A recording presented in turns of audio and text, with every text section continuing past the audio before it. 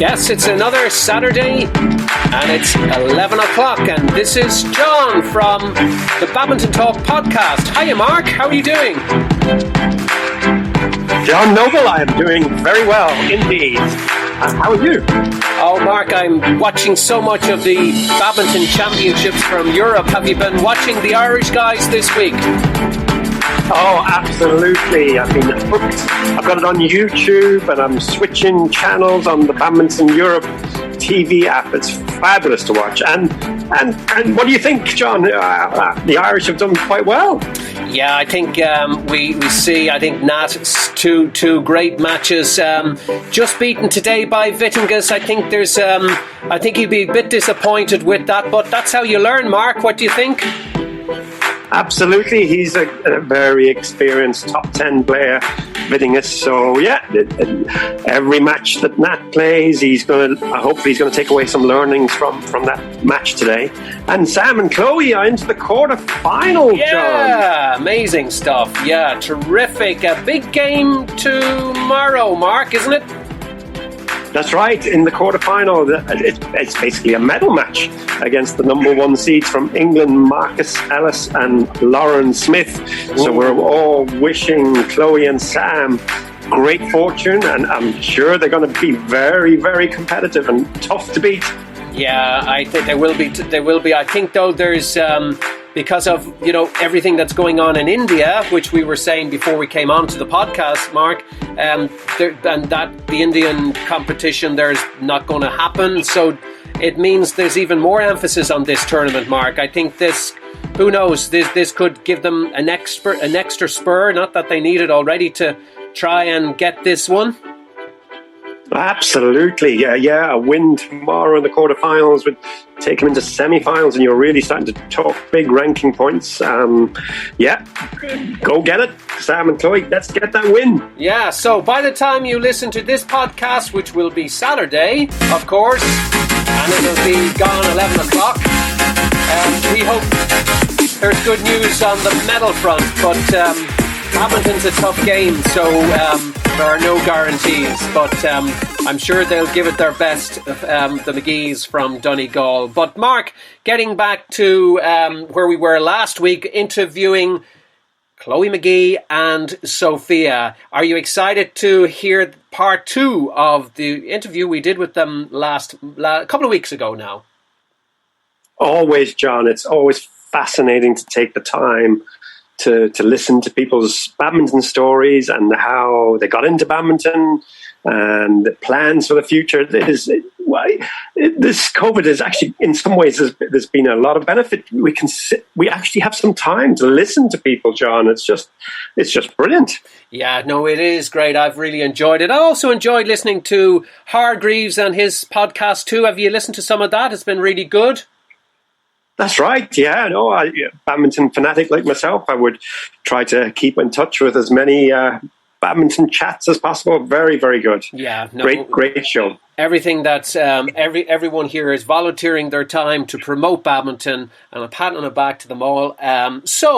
Mark, I have it teed up here, so we're going to go straight into part 2. And I think actually you're yapping away, following on from last week's discussion about footwork on court. Shall we start and give it a go?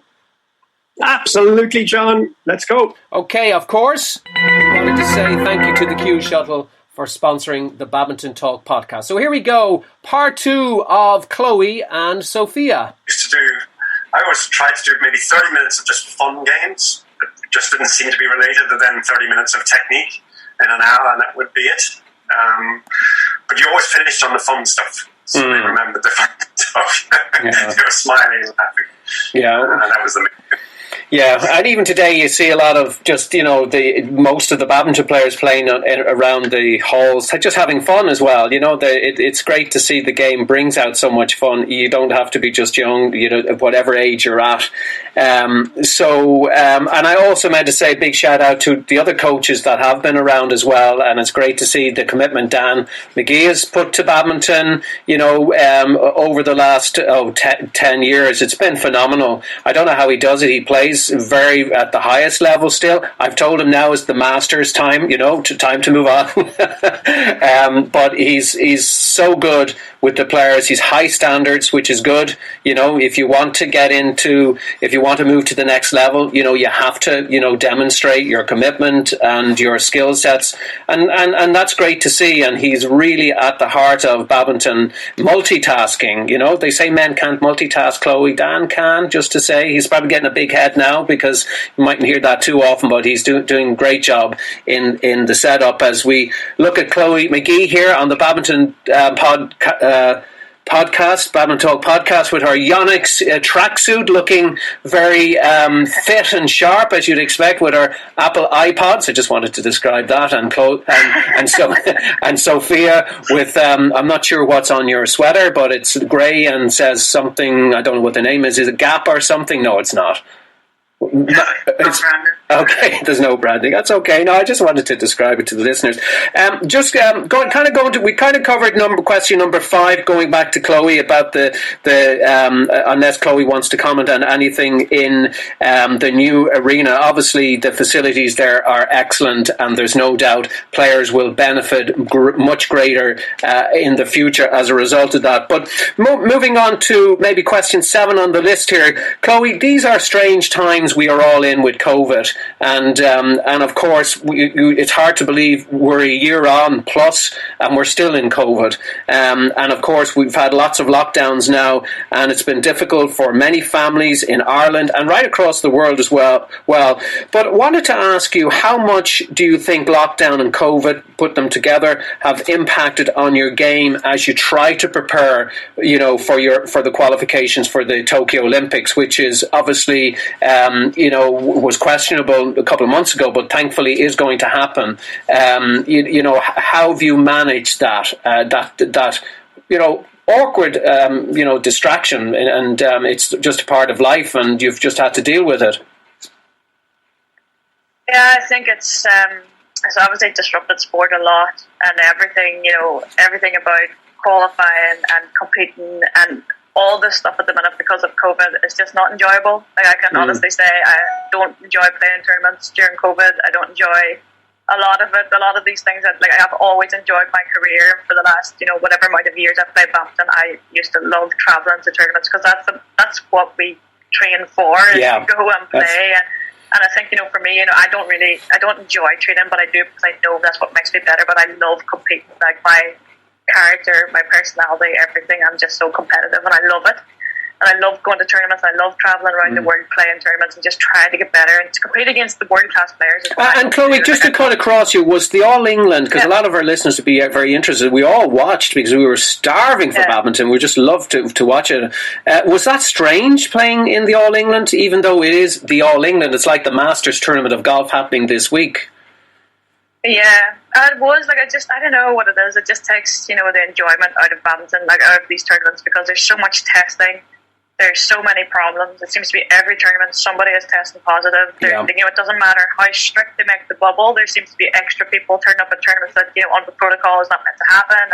And there's just so many things. And the most important thing right now is to stay safe, because you just don't know what happens if you get COVID. And we can even see yesterday, Chris and Gabby pulled out of the Europeans because Gabby's had COVID back in December and is struggling to get back from it. So, when you see things like that, she's obviously young, she's fit, she's healthy, but yet these things have affected her. We've also had COVID cases in Ireland and in our training centre that they've been struggling as well. So, these sort of things you just don't know right now. So, people's always Olympics, and they're talking about this. I don't even really think about the Olympics right now. It's about trying to get to the Europeans and trying to actually make sure that everything is, as safe as it can be, and try to get there and try to do something at the Europeans. But you have to think about, we always try to bring in sparring partners. We can't do that right now because nobody can come into Ireland.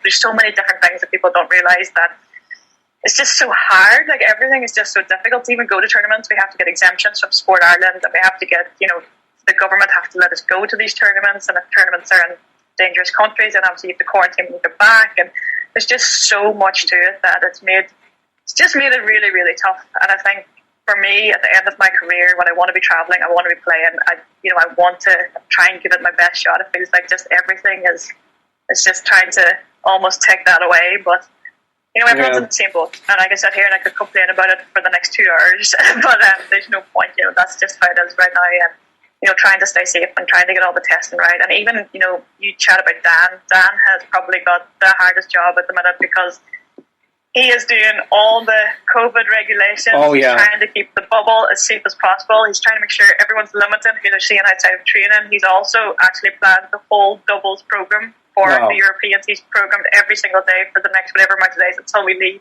So he's fully in charge of the doubles.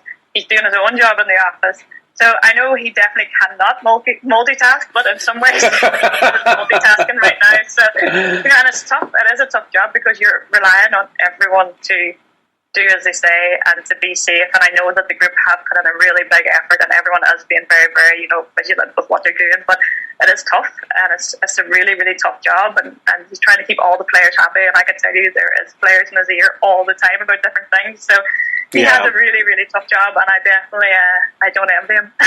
Yeah, no, absolutely, Chloe. And there's no doubt COVID has had a huge impact on badminton players. There's no doubt. Just listening to you there for the last 5 minutes, it's a real other insight to, yes, people might think, oh yeah, it's great to be playing again. But look, as you said, the reason why you do all this training, that you get up early in the morning, that you do 2 sessions, is for this great opportunity to showcase your game, to test it out at the highest level, whatever level you're at in the game, and to enjoy that experience. And it's really been taken from you. I can imagine you can go to a tournament, you could beat a top seed, or maybe not even a top seed. It could happen. You lose your first match if it happens. And all that testing, and all the way back home, and all the quarantine, and missing even the training you'd normally do. It could be a 1 month turnaround from just having gone to one country. I mean, that is hard. That is really, really hard, So I think that is, hopefully we're on the last of the lockdown, and we move to smoother waters come the summer. Anyway, that's what we're all hoping as the vaccines become available. Thanks, Chloe, for that. That was really great. Mark, you're over to you. Next question. So whichever one you want to pick out, we keep an eye on the clock here, but we're going good. Yeah, no, just comment on Chloe. It's just it is really tough. But I suppose you sometimes I try to look on the bright side. It also sometimes maybe presents opportunities. Maybe top seeds are pulling out, and this is an opportunity for Sam and Chloe to win medals. Yeah. That's what I would think. You obviously have to be very disciplined, and it is very hard. I can see that and appreciate that. But go, if you get an opportunity, take it. It's what I say. Anyway, back to Sophia. Sophia, I've got question number 6 here. What has been your most memorable moment in badminton so far, and what is your next goal?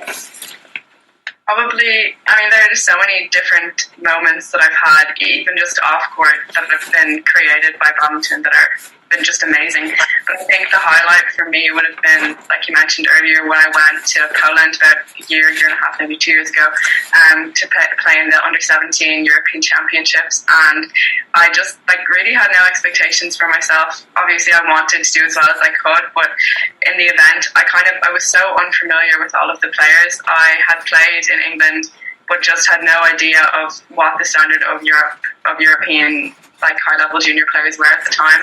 So when I went into the event, I just didn't know how I was going to cope with the players. But then to kind of win my first round and then the second round and then make the quarterfinals, I think that moment when I won my last 16 match to get into the last 8, I remember I had to, the team was just amazing. Moy Ryan and Michael O'Mara there behind my court cheering me on. I definitely couldn't have done as well as I did without them being there, the support just on and off court. So I think the moment when I won that game and just seeing Michael behind the court just cheering, it was probably the best moment, just knowing that the parents are behind the court and my teammates who were obviously amazing, just cheering for me. I'd say that moment was probably the best because it was the highest probably results I've ever achieved out of all the competitions I've played, and also just because of the environment of it being in a different country and knowing that the game was streamed and just being there with just such amazing players. That's probably the most memorable event that I have. For the future, I think now I'm trying to just for the short term because of COVID, focus on my training. So my goal would just be to improve my level first within the next few months. But then beyond that, I think maybe in about the third quarter of this year, so around August, September time, hopefully they'll start reintroducing tournaments to the calendar. And when they do that, maybe to target a few junior internationals, I suppose. That would be my goal for the moment, and then other of the European events as they come up. Brilliant, Sophie. Yeah. I remember that on the 17 championships, what's brilliant now is at YouTube, and you can get all the courts streamed. Oh, it's fantastic, Mark. Cheering you on from Dublin here, and it was a very memorable moment in your career, I think, so far, because you were unseeded. I think you beat 2 seeds to get to the quarterfinal, so you caused a few upsets. And also, I think, to highlight the fact that you weren't a true under-17, I think you were a true under-16, so I think you were the only one who made the quarterfinals that was an under-16. All the others were under-17, so I thought it was a brilliant performance. I really enjoyed watching it, so just keep training hard. Hopefully you're going to get more results like that. But it is a big step up in the next while. Sophia knows this well because I've coached you a long time. I've always said, really, it sounds a bit harsh, this, but underage results don't really count for much. I've always said we're training or coaching you to be a senior badminton player. So whilst it's nice to get really good results at underage and it does show promise, it's really where Chloe, to get 3 Olympics, that would be an incredible achievement, and that is what you should be aiming at, I think. So I wish you the best for that. And with just 6 minutes on this part left, and it's kind of a nice little intro to another question, just Chloe, how far do you think, as you look, hopefully you talk about retirement, I have a separate question later for you, look at Roger Federer, you're young at your age, if we don't be looking at Mark and myself and thinking you're differently, but that's a second question. Looking at players, let's say, that are training in the academy, and I'm talking at normal times. Obviously, not everyone's in there, particularly at the juveniles. How far do you think they can go? Could you say at this moment? And I don't want to necessarily be, just maybe point out on Sophia, but you can include her in it. How far do you think players can go? Do you think, with the potential to get top 50, top 30, top 20, in this new current generation? What's your thoughts on that? Yeah, you were talking about the European under-17s. I actually watched that match as well, that Sophia lost against the Russian girl, and to be honest, I actually thought she could have won. Definitely, there was a set you were really far up and you were playing extremely well, and maybe the occasion and not being at those events that often before maybe played a part. I don't know, but it was. I thought Sophia played actually very, very well for where she was at that time, and I think it gave her a good kick to believe that she can be just as good as these girls. And I'm pretty sure that girl went on to win the whole tournament. So there was nothing in that level wise between Sophia and that Russian girl. And I think actually in some parts Sophia were a lot better than she was. So it was definitely a brilliant experience for her. And with a very small thing, she could have won that match. So it just shows you that she is up there with those top girls at her age. But again, we have to remember that everyone develops differently. When these girls go into senior, people are going to be going into different setups. They're going to have a lot of different sparring around them, different coaches, different things going on. So it is the step between junior and senior is such a big step. Yes. And people take it differently. Some people drop off. A lot of people drop off, between that age group, because it's just so hard mentally to keep going, to get, the first couple of years are almost demoralising because you're going out, you're getting beat. And I've been there, trust me. I went to a lot of tournaments at Sophia's age, and, when I started working with Tom Reedy, he used to start bringing me to these top senior tournaments, and, there's times you're going home and you actually felt like you're just a terrible player, but you kind of have to take those losses to find the next part. But, I think, as you said, the players in the academy, right now, there is a big bunch of young girls actually that have a lot of potential. Yes. And it's going to take whatever coach, they need a good coach to guide them in the right way, and they need someone that can, develop, because they're all quite good, but they've all got a lot of different problems, so every one of them is almost good in different ways. Yes. So they can each, I think, if they get that group together, and they can bring each other on, even from the youngest one to the oldest one, because sometimes when you have the pressure of playing the younger ones, it helps you develop as being the older one. I know that from a lot of different experiences, but if they can get that group of girls together, get them together. There's also a lot of young boys, don't get me wrong, I'm just chatting about girls as them because Sophia. Girl card today, Chloe, yeah. But no, there's also a very good group of boys, but the young girls in particular, there's a couple of them that have been in the every swap when I'm in and out of the academy, so I help out, Dan asks if there's coaches off sick or whatever, you get it, and it's good to be able to see where their level is. But I think the next couple of years is so, it's so vital for their development, and I think if a good coach can take them on and bring them through and show them and develop them as good players, then I think, in Ireland we've got, you don't know, because badminton is moving up in levels so much this last while, even the level of badminton's getting higher every single year. If you're aiming for top 30, I don't see why not. It's going to take years, and it's whoever actually puts it in and wants to invest their time and really wants it, because it's not going to happen the first year, the second year, the third year. No. You're chatting about 5 or 8 years down the line. That's where people start to find their peak, and if you can get these girls all together training until they are 26, 27, 28, then you're going to have a very, very good Irish team. But the problem that we've always had in Ireland, and it is a big problem, because we've always had a lot of good juniors, and we might get one and sometimes none to keep playing. But if we can keep them playing, because funding's a big issue, like in Ireland, there is no doubt. It's very hard. Like in other countries, they have the army, they have different things where they can get sponsors, they can get funding. Whereas in Ireland, it's almost impossible to get these juniors funding until they start showing results at senior level. So even if you win a European, like Sam's a European gold junior medalist, and that's the European gold junior medalist, but until they did something at senior level, I don't think they even got, they get small amounts of funding, they can go to maybe 3 or 4 tournaments, but that's not enough. If you want to make it on the senior circuit, there's so much you have to invest yourself. Yes. So it is a problem, and if I see people like Rachel, for example, having to pay rent in Dublin, all these things, and then having to pay for tournaments as well, it's tough. So I think that's an issue, but if we can get this group together, then I don't see why top 50, top 30 isn't achievable. Fantastic advice there. Mark? Yeah, Chloe, that's fantastic analysis of the situation. I've been around a long time in badminton, and a lot of these things come and go in cycles. But I would agree. Now I do think we have some very talented male, young underage players, 14, 15, 16, 17.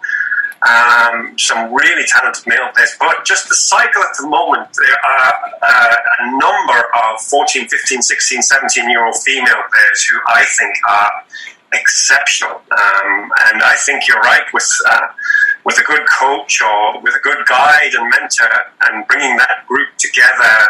There's about 5 or 6 of them. I think if they could be brought together for 7 or 8 years, Ireland could have a really strong female badminton team in 5 to 10 years' time. It would be really, really good. It could be a world-class setup. It's just a sort of, there's just a group of natural athletes at the minute in the female. And in the previous generation, I would have said actually the male, like Nat, and there was Sam McKay, and and Paul Reynolds, and some really good talented. There just wasn't as many female players then. But now I think this is the next generation. That's what I think anyway. That's how I would assess it. I would agree with you. Anyway, yeah, definitely. I'm waffling on there. So I should really ask Sophia a question. I'm going to ask question number 8, Sophia. You are inspired by great players around you on a daily basis as you train at the National Indoor Arena with Chloe and Sam and Nat, and there's loads of fantastic players. The question is, how far do you want to go in this game, and what is your ultimate goal? Yeah, I've been training, as you said, and even earlier today, with a lot of just the best players. I think every single person who trains in the centre I look up to in some way, and the coaches there at the moment are amazing, and Dan has just just done so much for me, and he continues to do so much for me. So just to be like in that setting in Davos with everyone in there, it's just amazing, really. But I think I'd like to go as far as I can, really. It would just be amazing to, I mean, of course, like the goal, like Olympic medals, all of those things would be the ultimate kind of goal for me. But those things, definitely, you have to look at goals like that and dreams that you have in steps. So I know that I can't just look towards the end goal right now. I need to look towards smaller goals, and then if I can build them up, maybe eventually I can reach that goal. So yeah, that would be my main aim, like focus for the moment, you know, doing the smaller things that can help me reach that ultimate end goal. And what was the other part of the question that you had there? I think that's it. You've answered it. It's how far do you want to go in this game, and what is your ultimate goal? So that you've answered that question. Thank you. That's brilliant. No, I agree with you, Sophia. What's the saying? Shoot for the stars, and you might hit the sun. So aim really high, and you never know how far you'll go. Why not? Olympic gold medal. Go for it. Yeah, that's good.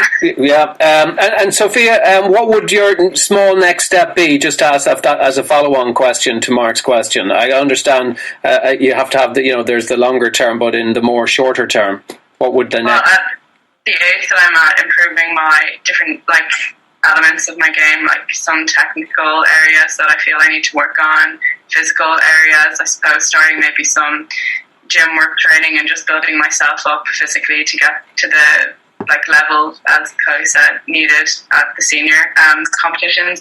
But in terms of events, I'd say European Championships, the Junior European Championships would probably be the next kind of big short-term goal that I'd have.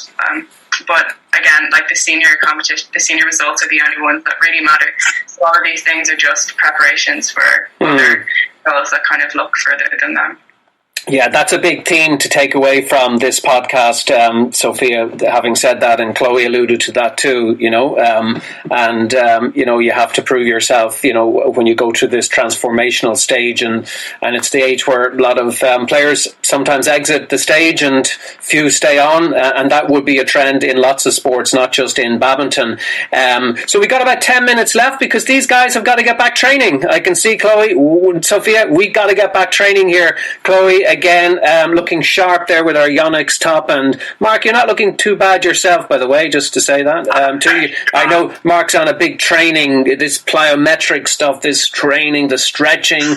It's great to see you, Mark. You're looking very fresh there, just to give you a big head. Chloe, I'm going to skip to, I want to go to, because I mightn't get a chance to ask you another question, so that's why. And I kind of picked up, or we picked up, that maybe at the end of this Olympic cycle, you move on to something different in the game. But just wanted to say, let's just put it out here. In the past, players who have contemplated retirement, they hit 30. 30 seems to be, give or take, a couple of years, that kind of, oh my goodness, I need to kind of consider something radically different. But, today, athletes are looking after themselves better. So it's not unusual to keep going well into your mid-30s, and for another Olympic cycle. That wouldn't be unusual today. Might have been 10 years ago. So, and on a serious note, you're still relatively young at the age you're at, competing at the highest level. And we've seen that. So, have you ever thought about, Paris in the autumn, not in the spring, in the autumn, because that's when the Olympics will be on in 2024, which is only 36 months away. It's not like 4 years, it's only 3 years, Chloe. Could that be a possibility?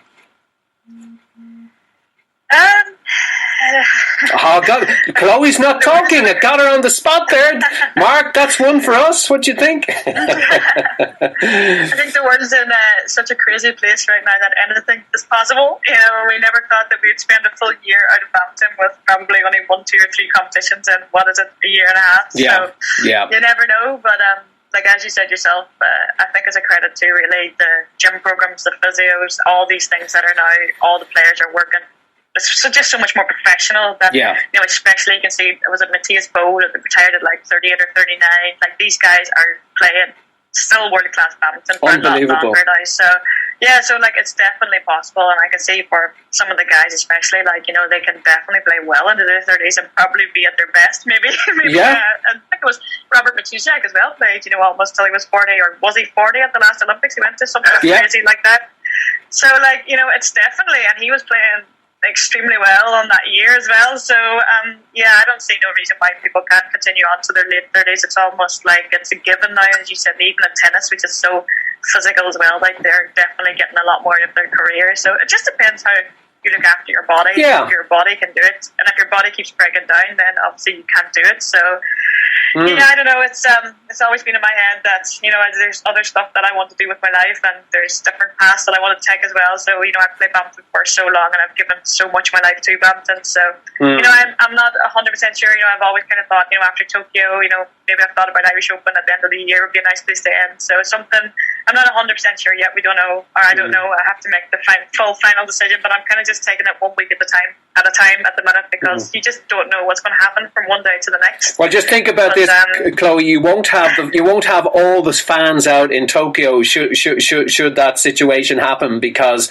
of COVID, more than likely. But if you so to try and keep you tempted, Europe, France, and Ireland are very close to each other. It's not far to go, and it would be a wonderful way to try to target something to bow out. That would be incredible. Although you know, you do hear of athletes, you know, they say stay as long in the game as you can, as long as you're fit, because, you know, you'll be long enough out of it, even though I know it doesn't seem that way now. So I think there'll be a lot of people around the country in Ireland, a lot of people who know you from around the world saying yes, absolutely, if you're fit and you're not injured, you know. And also, of course, on a selfish point, it'd be great for the crop of players in there that you give them more of your great advice and experience, and, you know, that transition would be much better for the game. That's, I'm saying it's selfish. It's not thinking of Chloe now, it's thinking of others.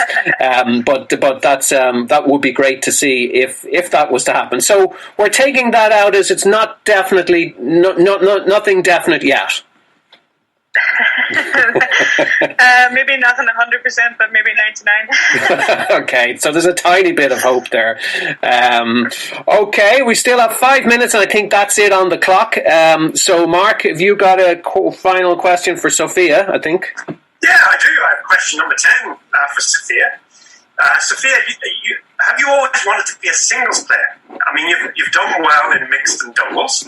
What is so attractive about singles to you?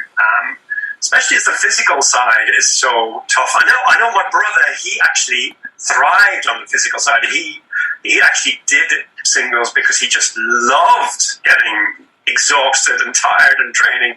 But how do you view singles, Sophia? Yeah, I love playing singles. Singles is definitely the discipline for me. I mean, I've just been so lucky. I think every partner who I've played with since I was young in doubles and in mixed, they've just been amazing, and they've really motivated me to kind of try to excel as much as I can in events where I'm playing those certain disciplines.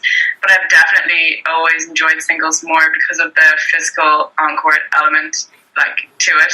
Obviously, that's not to say that doubles and mixed are just as hard physically, but singles is, you know, physical in a different way. You could call it slower than doubles and mixed, because when you're playing doubles and mixed, the tempo is so much higher. There are 4 players on court, so there's you know, less areas where there would be open on the court, so it'd be more kind of smashing. So I think in terms of the physicality, point of view, both, like, all of the disciplines are physical, especially at the higher level. But I think for me, singles is it's so individualized. So if I put in the hard work myself and I train, and then I go to a competition and I perform well, then I can credit that result to myself. And then if I don't train well, that's also on me. I think for doubles and mixed, it's amazing. Sorry, I'm just seeing the cat come onto the screen now. Cat's getting hungry. Yeah, no, doubles and mixed, it's great that you have another person there to support and encourage you. But I like taking responsibility for the training that I do. So if I wasn't to train well to bring a partner down, I don't think that would be fair to them, and then also to overdo my training and then for that not to be reflected in a competition because of something else. Also, I think I've never really had the opportunity to train with a partner in doubles and mixed, like in a fully kind of concentrated way. A lot of my partners have been, lived in other places or have been in other countries, so it's hard to kind of get that training structure with them, whereas for singles you just need yourself and your coach. Like for doubles mixed, as Chloe probably knows as well, like it's all about training with your partner and seeing how you move together on court. So that's just been harder for me in the other disciplines to do. That's probably the main reason why I kind of moved to singles. But for the moment, I'm happy to play one or two disciplines. I just think when I'm older, it'll be important for me to like fully focus on singles, which I hope to do. Great. Yeah, that's brilliant. That's very focused answer. I can see you do love the singles, I think there is that thing in. I think you do get some top players. I think is it UK want to be? Well, I can't pronounce the Japanese guy plays men's doubles and mixed doubles. There's very few people. I don't know that many people do singles in the international circuit and do doubles. That's very, very rare. So you either have to pick one or the other. I think it seems that way. I think Chloe did it really well. She was passionate for her singles. Got everything out, every ounce you could get out of singles, and then you transition to your mixed partnership with Sam has been phenomenal success. I mean, you've obviously played with him for a long, long time, but at the very, very high level. I think what Sophia said there is on the money. If you're playing whatever partnerships, you need to practice with your partnerships. That has to be the case if at the very top level. I can understand that, and it's great, Sophia. And I think for all the other girls listening and boys, we need more singles players really earlier on. Like, so many people bow out of the singles game. They're hard. It's hard to get singles players at the top level. Hard to, even in the men's. It's very, very difficult. So, and I can understand why. It's a brutal game as well. The commitment. Yeah. Singles is something you have to really enjoy. If you don't enjoy it, then it becomes like almost a job. Like you have to go in and you have to do the physical. But I think there was one of the things Sophia said earlier in the interview. There's so many ways to train to be able to get to your end result. Like some people love doing long exercises and they think that works for them. Like for example, Nat loves doing long exercises. Some other guys in the team, they don't like doing the long exercises, but you don't have to do 30 minutes. That works for one person, might not work for you, but there's so many ways to train to get quality and to get to where you want to go. And that's the part that you have to remember, that just because you hate one part of it doesn't mean that you can't change it and do it a different way. There's so many ways. You don't have to give up one discipline because you don't like one part of it.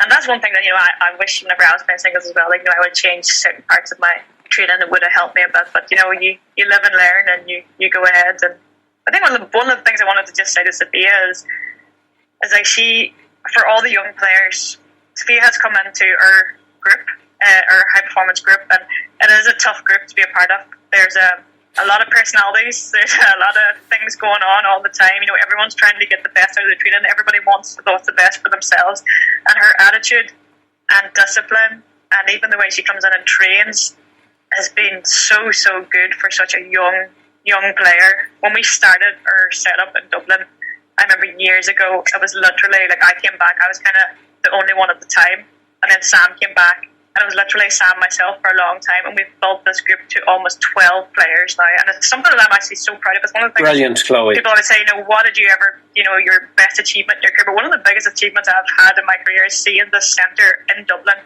come from 2 players to now 12 almost full-time players training together in Ireland. And people don't realise what an achievement that is, because to have all these players now training in this, in the centre, and even the academy. There was no academy back 10, 12 years ago. Now we have a full group of academy players, young players training to get into the high performance group. If we wouldn't have had this small setup, Nat comes in, Paul comes in, Josh comes in, Rachel comes in. We don't have that. Where do those players go? Yes. We might never have even seen how far they could go because we had nothing to bring them through. But Sophia has come in, like now she's this young, she's kind of like Nat coming through all those years ago. She's 16, she's coming into her high performance centre, and her attitude has just been so good. And every time I speak to Sophia in training, she's so positive. She listens to everything you've got to say. She tries her best every day. And sometimes it's really hard for a young player to come in and be part of this centre and to, even just to fit in and to go in and feed the routines. And, there's a lot of people, it's not good enough, it's not fast enough, it needs to be faster, it needs to be harder, it needs to be this, it needs to be that. But she takes it all in her stride and gives her best every day. And I think that is such a credit to her, because I know it's not easy. And I know it's not easy to come into her group. And I know other players that have come in and haven't lasted and have gone out, but she's really, really taken to it. And I just want to credit her for that, because she easily could have come in and go, no, this is not for me, it's too hard, and walked away. But no, she's stuck in there, found her place in the group, made her place in the group, and stood up to the senior players and give her best. So that's good to see. Wow, so Chloe, that is unbelievable insight there to the setup, and I'm sure, Sophia, you want to just reply a quick comment on that before we wrap this podcast. I think that's been incredible. That's so nice. Yeah, everyone's just been so great to me. I think that's why, it's hard. It definitely was hard going into the academy at first with all of the players, even the youngest one being like 5 or 6 years older than me. It's kind of hard and overwhelming at times. But all of you just have been so good. You've made it really easy, which is so important. And like I said, Dan and Davis and you just helping me come in and feel like I'm part of the training has just really helped me to try to do as best as I can at each of the sessions. So yeah, I'm really grateful to you definitely created something in the academy that I'm really grateful for, because without you being there, I may not have been able to avail of the resources that we have now. So thank you so much for everything you've done for me and for all the juniors and everyone else that's in the academy. That's great, Sophia. It's great to see the positioning of Chloe, what she's done as the pioneer of where the academy is today. Absolutely, there's no doubt about that. Mark, a final word before we have to finally say goodbye. We've really beyond our time here, and we might even have Davis or Dan given out to them for late training. You can tell them that we were the cause of it, on this rare occasion. Mark? Yeah, no, I won't be long. You've got to get back to training, I understand. Just a huge thank you to both Chloe and Sophia. I just found that a very interesting chat and just great insights. And I wish you both the best of luck in the future. Just whatever goals you go for, I'm sure you're going to achieve. Take care. Thanks again. Yeah. Thanks, guys. Yeah, thanks very much, Chloe. Thanks, Sophia. And thanks to all our listeners on this Badminton Talk podcast. We've just listened to a brilliant set of parts of interviews with Sophia and Chloe, 3-time Olympian. Thank you so much, and the best of luck for the rest of the year. And Mark. Brilliant, Chloe. Fantastic advice. There we go. That's it. What an interview. We have just about a minute to wrap it up, Mark. What did you make of that? Isn't it amazing to get such an insight into how badminton, the High Performance Centre in Marino, first of all, has grown, but now they've moved out to the National Indoor Arena in Blanchardstown. It's and Chloe's very justifiably proud of the work that she has done. You nailed that when you said she's been a pioneer, and it's brought opportunity for so many committed young badminton players in Ireland. It's great to see. Yeah, I think when people look back, and Chloe looks back on her career in the future, she'll realise how much she's brought to the game and still is delivering. And I think it's a key part in the game now to bring our juniors into the next level for the seniors. And hopefully, David McGill and Michael Watt and Michael O'Mara and all the others there will, put their heads together and put a really good plan to really accelerate our juveniles and get them up to the level they need to be, Mark. That's a reflection thought, having listened to Chloe. 20 seconds, Mark. Yeah, couldn't agree with you more, John. The more we can invest in our youth, and we have so much talent in this country, it's unbelievable. And if we get some structure around it, some money, some extra resources, go for Badminton Ireland. I'd love to see more resources into juvenile badminton and bring our juniors on. Yes, more resources. That's what we need. More money, more resources. Maybe clever ways to spend our money. Mark, that's it. What are you doing for the rest of the day before we say goodbye? 10 seconds. Just a bit of gardening to do, John, and then a walk. Okay. Until next Saturday, to all our listeners on the Badminton Talk podcast. Bye-bye. See ya. Bye. Bye.